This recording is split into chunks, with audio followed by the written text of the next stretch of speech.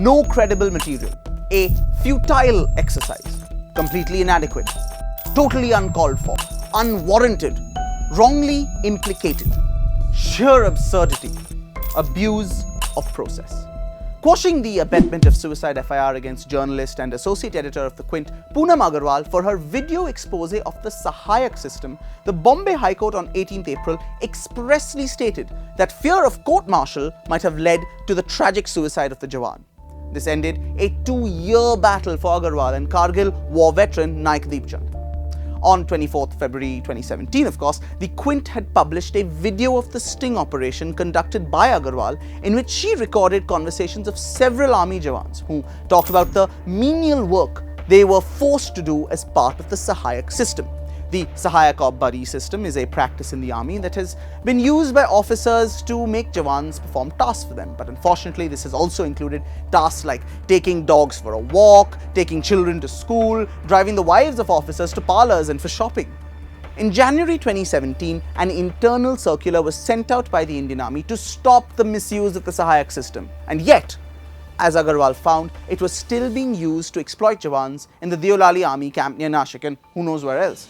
Agarwal took careful steps to ensure the Jawan's identity was not revealed. After the video was published, Lance Naik Roy Matthew, one of the Jawans she'd spoken to, was found dead in an abandoned barrack.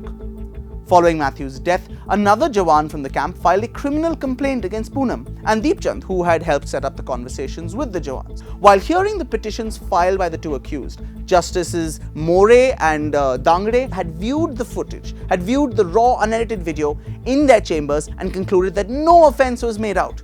Poonam and Deepchand had also been accused of spying and interfering with a member of the armed forces on duty under the Official Secrets Act, or the OSA.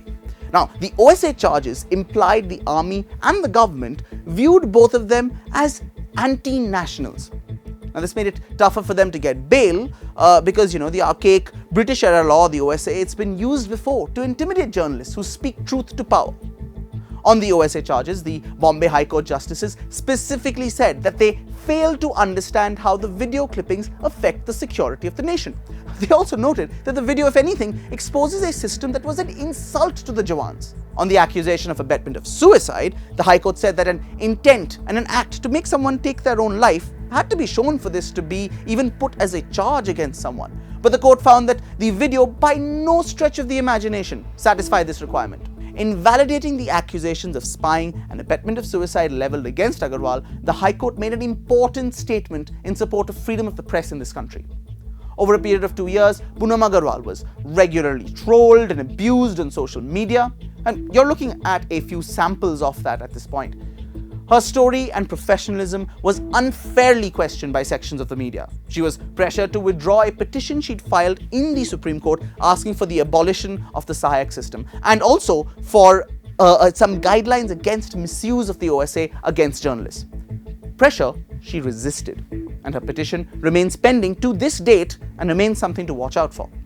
The legal battle also took away the livelihood of Naik Deepchand, who was already physically disabled, having lost both his legs and an arm while serving the nation in war, no less.